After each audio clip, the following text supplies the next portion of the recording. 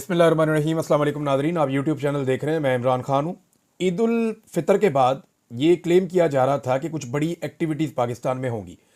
इमरान खान साहब ने कहा था कि ईद के बाद सड़कें गर्म हो जाएंगी और उन्होंने उन इतलात की बुनियाद पर कहा था जो उन्हें दी जा रही थी जेल में। अब मामला ये है कि वो खबरें तो नहीं हैं, लेकिन खबरें ये हैं कि पाकिस्तान तहरीक इंसाफ के अंदर इख्तलाफात बढ़ रहे हैं।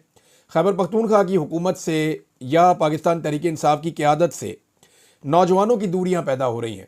नौजवानों ने अपने प्रोग्राम शुरू कर दिए हैं जो पाकिस्तान तहरीक इंसाफ से ताल्लुकात रखते हैं।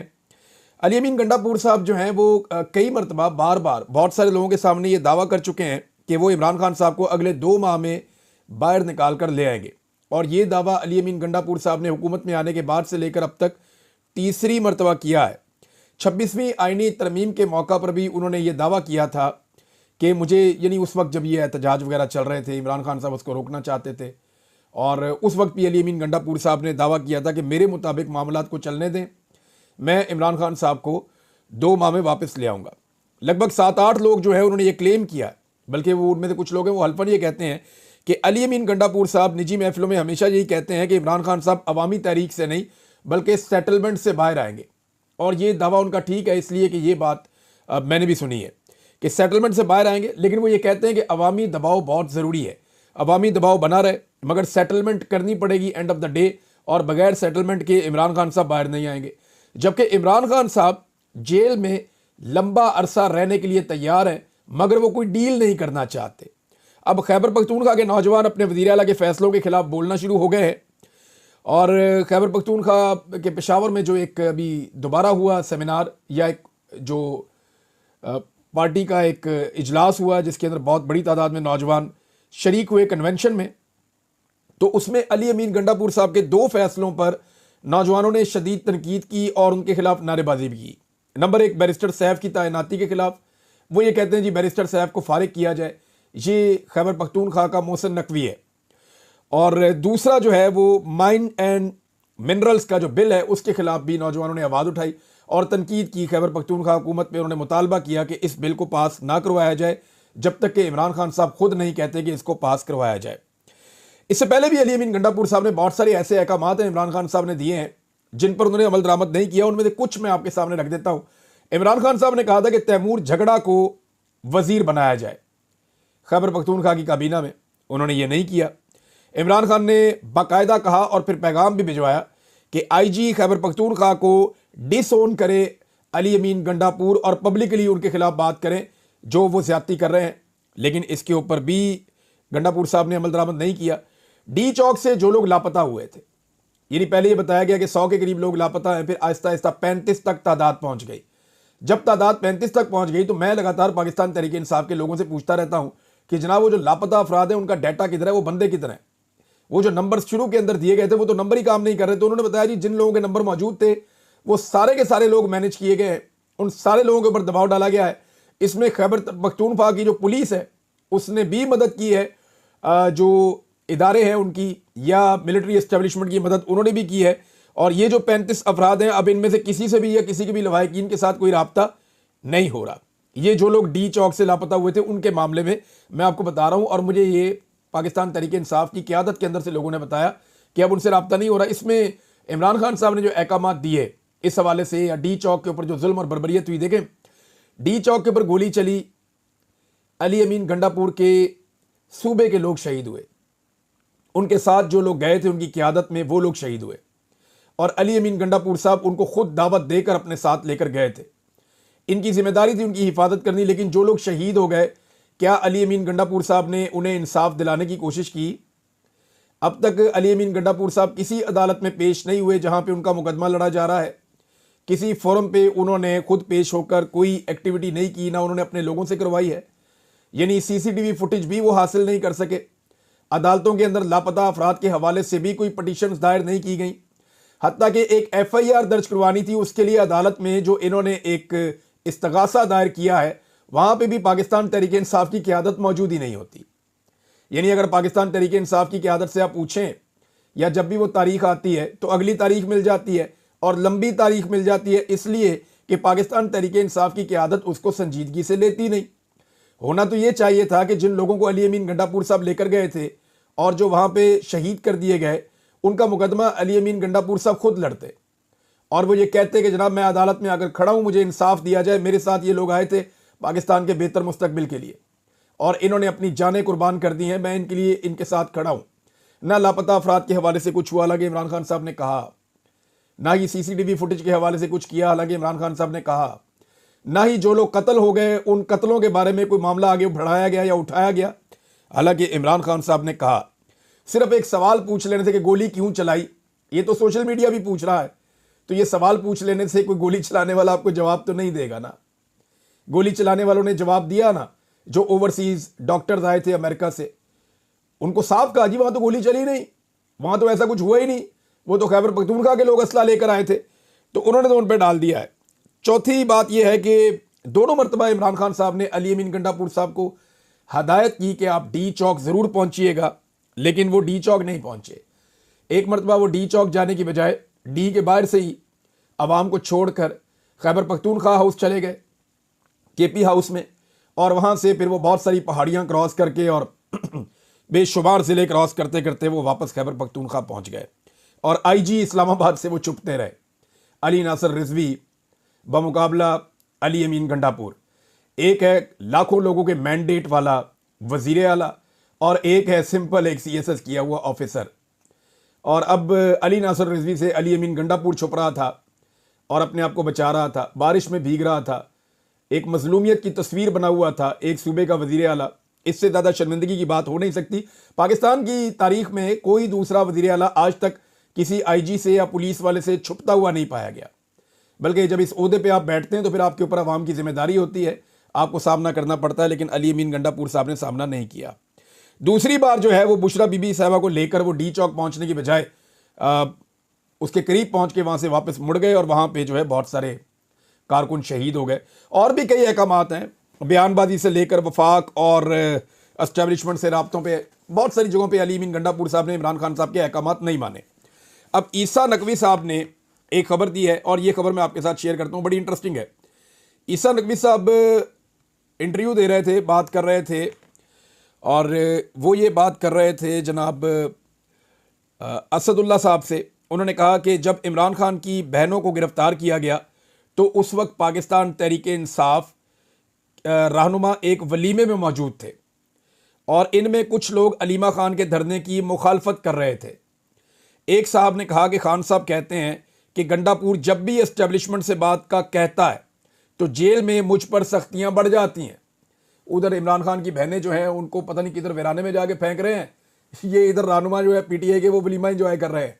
ये ईसा नकवी साहब की खबर है, गालिबन इन्होंने खुद सुना या किसी को कहते हुए सुना। इन्होंने कहा जी एक साहब ने कहा कि खान साहब कहते हैं कि गंडापुर जब भी एस्टेब्लिशमेंट से बातचीत करता है तो जेल में मेरे ऊपर सख्तियां शुरू हो जाती हैं। अब ये कैसे हो जाती है, वैसे गौर करें, अब जब भी कोई बातचीत का माहौल बनता है या बनाया जाता है उस वक्त इमरान खान साहब के ऊपर वाकई सख्तियां शुरू हो जाती हैं जेल में, और वो इस बात का शिकवा पहले भी कर चुके हैं। बैरिस्टर सलमान सफदर साहब ने एक स्टेटमेंट दिया है इमरान खान साहब को लेकर और उनके केसेस को लेकर, क्योंकि देखें इमरान खान साहब को जिन केसेस में अंदर रखा हुआ उनका कानून के साथ तो ताल्लुक कोई है नहीं। अब इस पे बैरिस्टर सलमान सफदर साहब ने कुछ हकायक सामने रखे हैं। उन्होंने कहा काफ़ी अरसा से केसेस इल्तवा का शिकार है, हमारी बार बार की दरख्वास्त के बावजूद तोशा खाना का केस नहीं लगाया जा रहा। जिस दिन केस लगेगा उसी दिन या उसी हफ्ते ख़त्म हो जाएगा। अगर इमरान खान पर 300 केस हैं तो 295 केसों में इमरान खान की या तो जमानत हो चुकी है या फिर इमरान खान बरी हो चुके हैं। इमरान खान अब 2022 का जो सिलसिला शुरू हुआ है 2025 गुजर रहा है, इस सिलसिले की रोकथाम होनी चाहिए और इमरान खान की रिहाई अब हो जानी चाहिए। यानी अब इमरान खान साहब को मजीद अंदर रखने का पहले भी कोई कानूनी जवाब तो था नहीं, अभी भी कोई कानूनी जवाब नहीं है, लेकिन इस निज़ाम ने इमरान खान को खौफ की वजह से अंदर रखा हुआ है। दो चीज़ें जिसकी इन्फॉर्मेशन इमरान खान साहब तक पहुंचनी चाहिए, उन दोनों चीज़ों की इन्फॉर्मेशन अभी तक इमरान खान साहब को नहीं दी गई। नंबर एक, जो काटलंग में ड्रोन हमला हुआ था, खैबर पख्तूनख्वा के ज़िला मर्दान में काटलंग के इलाके में जो ड्रोन हमला हुआ जिसमें मासूम शहरी खवातीन और बच्चे शहीद हो गए थे, इस मामले को दबाने की पूरी कोशिश की गई है और इस मामले को इमरान खान साहब के सामने नहीं रखा गया, उनको नहीं बताया गया, ना ही उनका मौक़िफ़ लिया गया है। बैरिस्टर सैफ ने मुलाकात की, नहीं बताया। आज़म सवाती ने मुलाकात की, नहीं बताया। अली अमीन गंडापुर ने मुलाकात की, इसके बारे में कोई खबर बाहर नहीं आई। और उसके बाद जब दोबारा मुलाकात हुई बैरिस्टर गौर की, उस वक्त भी इमरान खान साहब को नहीं बताया गया। कटलिंग ड्रोन हमले के बारे में, और ये बैरिस्टर गौर से बार बार जब पूछा गया तो उन्होंने इसके ऊपर किसी किस्म की राय नहीं दी। दूसरा, इमरान खान साहब को बिल्कुल भी नहीं बताया गया कि ये कोई मिनरल्स और माइंस का कोई बिल आ रहा है जिसमें मादनियात के हवाले से कुछ इख्तियारात हैं जो वफाक को दिए जाएंगे। अब तो देखें, बिल का पोस्टमार्टम होना शुरू हो गया ना, लोगों ने एक एक शिक निकाल कर बताना शुरू कर दिया है। पहले ये दावा कर रहे थे हुकूमत वाले, खैबर पख्तूनख्वा की हुकूमत ही दावा कर रही थी कि जनाब आप शिक वाइज निकालें, चीज़ें बताएं। अब तो लोगों ने शिक्के निकाल के सामने रख दी हैं कि जनाब आप अपने हाथ काट के वफाकी हुकूमत को दे रहे हैं, और वफाकी हुकूमत भी आप किसको दे रहे हैं? SIFC को दे रहे हैं।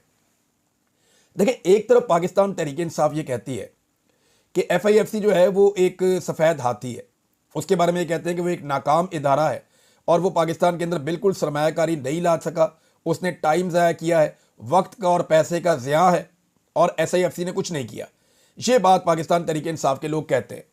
अपोजिशन लीडर के मुंह से सुना मैंने, बहुत सारे लोगों के मुंह से सुना। इमरान खान साहब का स्टेटमेंट आता है, वो भी ये कहते हैं कि FIFC जो है ना, SIFC वो फारग है, उसने कोई काम नहीं किया है, ये सफ़ेद हाथी है। तो फिर जो मादनियात का इख्तियार क्यों उसे सौंपा जा रहा है?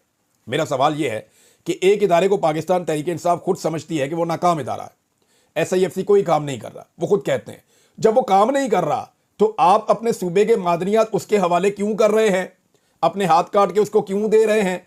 जब आपको उस पर एतबार ही नहीं है तो आप उसको क्यों दे रहे हैं? देखिए, ये जो बात की है ना कुछ सहाफ़ियों ने या कुछ लोगों ने, वो बज़ाहिर दुरुस्त दिखाई देती है कि गंडापुर साहब को ये टास्क दिया गया है और काफ़ी दबाव के साथ टास्क दिया गया है कि आपने ये बिल पास करवाना है, और शायद कोई टाइम फ्रेम है जिसके अंदर करवाना है, और जल्दबाजी में अमेरिका को बता भी दिया गया, जनाब मादनियात आपका इंतज़ार कर रही हैं, आइए और छाइए, ये मादनियात, ये ख़जाने आपके लिए खुले हैं, आप आएँ और आकर इन्हें इस्तेमाल करें।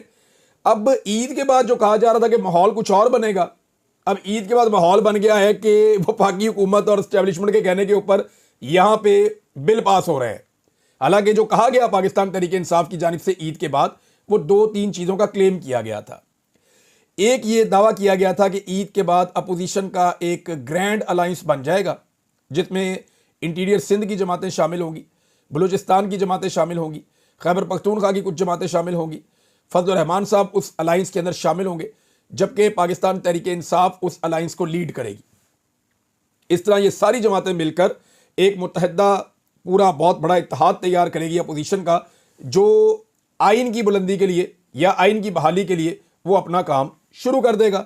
लेकिन वो इत्तेहाद तो बना ही नहीं, जिन लोगों ने करना था काम वो नजर ही नहीं आ रहे, कौन किधर है कौन किधर है, सब बिखरे हुए हैं, और कोई एक खबर आपको नहीं मिली ईद के बाद से लेकर अब तक कि कोई ग्रैंड अलायंस अपोजिशन का बन रहा हो। तो एक चैप्टर तो हो गया साफ। दूसरा ये कहा गया कि ईद के बाद तहरीक चलेगी, वो तहरीक किधर है? जो पाकिस्तान तहरीक इंसाफ माजी में बहुत बड़े बड़े जलसे करती थी, इमरान खान साहब के लिए सिर्फ नाम लेते थे और स्टेज लगाते थे, पूरा शहर निकल कर आ जाता था, वही पाकिस्तान तहरीक इंसाफ अब कन्वेंशंस कर रही है बंद एरियाज के अंदर। देखो, मुझे कहने में कोई बात नहीं है, जो हकायक है वो मैं आपके सामने रखूंगा। 2014 में मेरी नौकरी इसलिए गई थी कि उस वक्त की एस्टेब्लिशमेंट मेरे पे दबाव डाल रही थी कि तारुल कादरी और इमरान खान साहब की ये जो तहरीक है इसको बड़ा बड़ा करके दिखाओ। तो मैंने कहा जी मैं नहीं दिखाता, जितनी है ये इतनी रहेगी।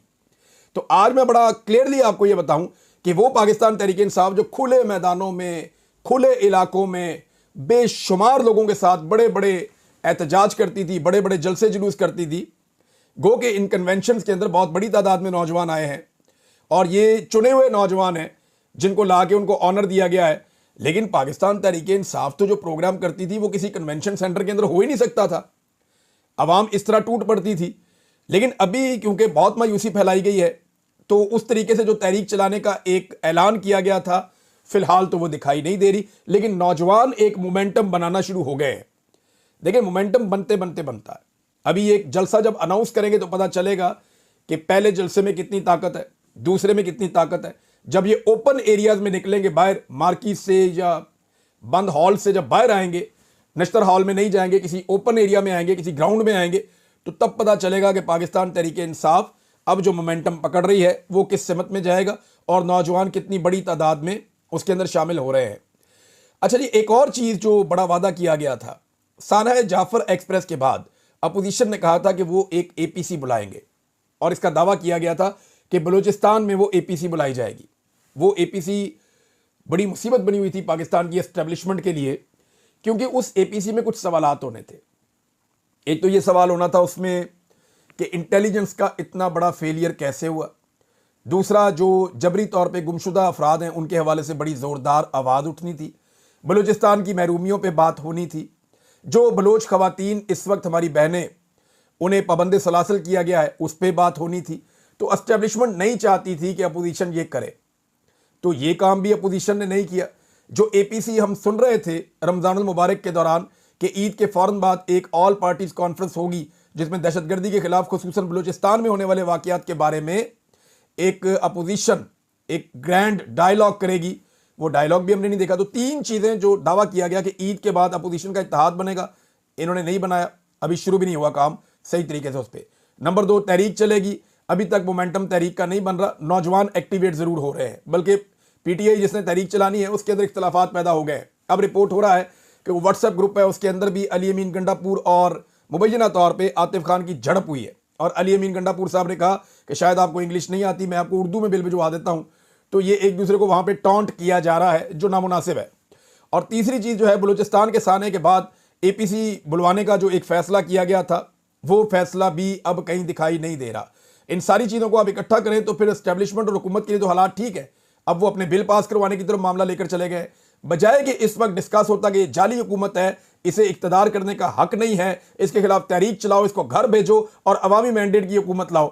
बजाय अपोजिशन ये डिस्कस कर रही होती, अपोजिशन इस पर डिस्कस कर रही है कि वफाकी हुकूमत ने जो हुक्म दिया है उसके मुताबिक बिल पास करवाना है या नहीं करवाना, इमरान खान को बताना है या नहीं बताना, इमरान खान से किसी को मिलवाना है या नहीं मिलवाना।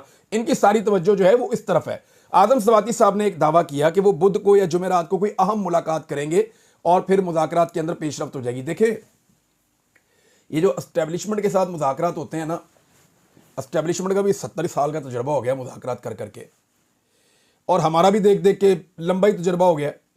एस्टेब्लिशमेंट के साथ जब भी मुज़ाकरात होते हैं ना, वो कभी भी अनाउंस करके नहीं होते, और जो अनाउंस करके और डेटे देकर होते हैं ना, वो मुज़ाकरात कभी भी एस्टेब्लिशमेंट के साथ नहीं होते। ये इमेच्योर बातें आदम सवाती साहब की, ऐसे नहीं हो सकता। देखें, मलिक अहमद खान ने एस्टेब्लिशमेंट के साथ पूरी डील मुकम्मल की थी, आखिरी वक्त तक किसी को कानो कान खबर नहीं हुआ था। एस्टेब्लिशमेंट ऐसे काम डालती है, और इस मेच्योरिटी के साथ चाहे गलत काम किया, लेकिन मलिक अहमद खान साहब ने रिजीम चेंज ऑपरेशन तक ऐसी खामोशी से कार्रवाई डाली। या मोहसिन नकवी के बारे में मैंने एक दफा खबर दी थी, और यह था 19 फरवरी 2022। मैंने तब बताया था कि एक मीडिया चैनल का मालिक बहुत जबरदस्त तरीके से इन्वॉल्व है और बड़ी कार्रवाई का हिस्सा बन गया है। वो चीजें सारी मैंने उस वक्त बताई थी। और फिर मलिक अहमद खान साहब के बारे में मैंने बताया था कि एक बंदा है, वो रावलपिंडी के पीसी होटल में ठहरता है और वहां से वो जीएचक्यू में जाता है। तो ये बड़ी खामोशी के साथ कार्रवाई हुई थी, बड़े ही आराम और इत्मीनान के साथ, किसी को कानो कान खबर नहीं हुई। ये है तरीकाकार, ये इमेच्योरिटी है कि टीवी पे आके बैठ के आदम सवाती साहब बता रहे हैं कि मेरी ना बुध या जुमेरात को किसी बंदे से मुलाकात होनी है। मैंने एक मैसेज जो है वो आरिफ अलवी साहब को भी कर दिया, डॉक्टर आरिफ को भी, और बड़ी जल्दी जो है वो चीज़ें मुझे पता चल जाएंगी, फिर मैं आपको बताऊंगा क्या हुआ। ऐसे होते हैं एस्टेब्लिशमेंट से मुज़ाकरात, ऐसे सिर्फ मजाक हो सकता है, मुज़ाकरात नहीं हो सकते। नादरीन, हैरत अंगेज तौर पे मैं एक और चीज़ नोट कर रहा था।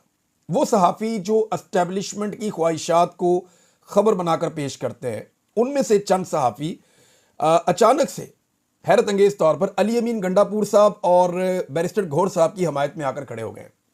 देखिए, ये दोनों इमरान खान साहब के साथी हैं। इमरान खान साहब ने दोनों को लगाया।